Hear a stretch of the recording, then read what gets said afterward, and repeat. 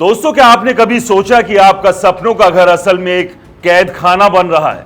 जी हां, भारत का middle class आज घर नहीं बल्कि आर्थिक कैद खाना खरीद रहा है। तो आज हम रियल एस्टेट मार्केट के उस डरावने सच को उजागर करेंगे जो आपकी रातों की नींद उड़ा देगा।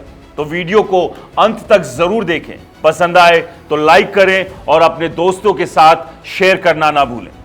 दोस्तों, आज एक औसत भारतीय घर मालिक अपनी सैलरी का 61% सिर्फ होम लोन की ईएमआई में खर्च कर रहा है। जी हां, आधे से ज्यादा कमाई सिर्फ ईएमआई में। अब इसमें मेंटेनेंस, प्रॉपर्टी टैक्स और बिजली पानी के बिल जोड़ दें तो यह खर्च आपकी आय का 70 से 75% तक पहुंच जाता है। बाकी बचे 25% में आपको खाना, बच्चों की पढ़ाई, हेल्थ केयर और ट्रांसपोर्ट का इंतजाम करना है। लेकिन सवाल यह है, इतने भारी बोझ के बावजूद लोग घर क्यों खरीद रहे हैं? आपके दोस्त इंस्टाग्राम पर नए फ्लैट की चाबियों की तस्वीर डाल रहे हैं, आपके सहकर्मी नोएडा गुरुग्राम में फ्लैट खरीद रहे हैं और आपका चचेरा भाई बेंगलुरु में घर तलाश रहा है। लेकिन जब आप उनसे मिलते हैं तो हकीकत सामने आती है, वो आर्थिक रूप से टूट चुके हैं।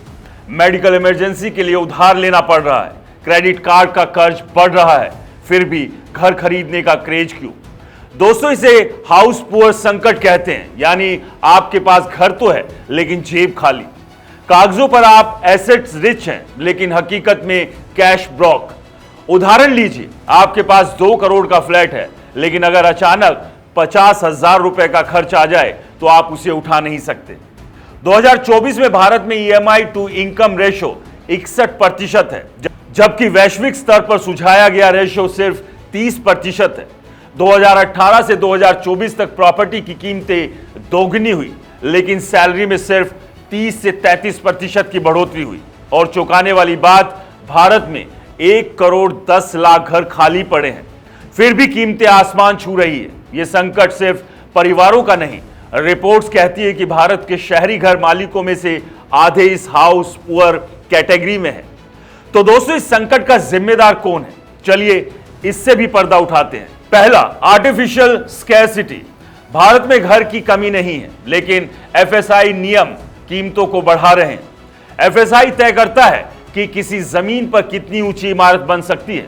मुंबई में एफएसआई सिर्फ 1.333 है, जबकि मैनहट्टन में 15 और सिंगापुर में 25। कम एफएसआई, कम घर, ज्यादा कीमतें।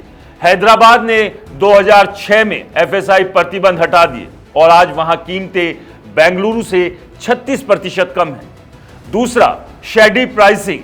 बिल्डर्स सब्सिडरी कंपनियों के जरिए कीमतें बढ़ाते हैं, 50 करोड़ की जमीन को 70 करोड़ में बेचते हैं और फ्लैट की कीमत 20 से 30% बढ़ जाती है।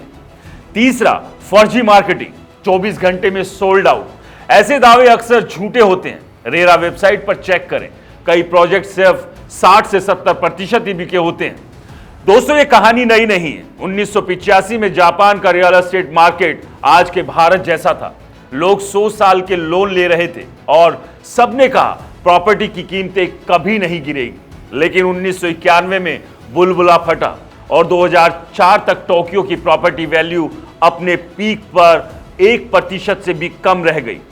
भारत का प्राइस टू इनकम रेशियो पहले ही जापान के बुलबुले को पार कर चुका है। मुंबई में ये 14.3 है, जबकि टोक्यो में पीक पर 13 था।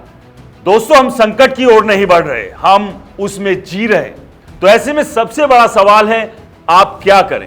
पहला, पॉलिसी में बदलाव। एफएसआई नियमों को लचीला करना होगा, सिंगापुर की तरह, जहां 80% लोग किफायती पब्लिक हाउसिंग में रहते हैं और हाउसिंग खर्च आय का सिर्फ 27% है। दूसरा, ट्रांसपेरेंसी। रियल एस्टेट प्राइसिंग में ट्रांसपेरेंसी लानी होगी। तीसरा, पर्सनल फाइनेंस टिप्स। ईएमआई आपकी आय का 30% से ज्यादा ना हो। डाउन पेमेंट के लिए मां बाप की रिटायरमेंट सेविंग ना खर्च करें। 6 महीने के खर्च के लिए इमरजेंसी फंड रखें। दोस्तों, घर खरीदना गलत नहीं है, लेकिन यह सुनिश्चित करें कि घर आपको खरीद ना ले। दोस्तों, अब आपकी बारी। क्या आप भी ईएमआई के बोझ तले दबे हैं? क्या आपको लगता है कि रियल एस्टेट मार्केट में सुधार की जरूरत है? नीचे कमेंट्स में बताएं। अगर ये वीडियो आपको पसंद आया तो लाइक करें, अपने दोस्तों और परिवार के साथ शेयर करें और हमारे चैनल को सब्सक्राइब करें ताकि आप ऐसे और जरूरी मुद्दों की जानकारी पाते रहें। मिलते हैं अगले वीडियो में, तब तक स्मार्ट बने, सेफ रहें। नमस्कार।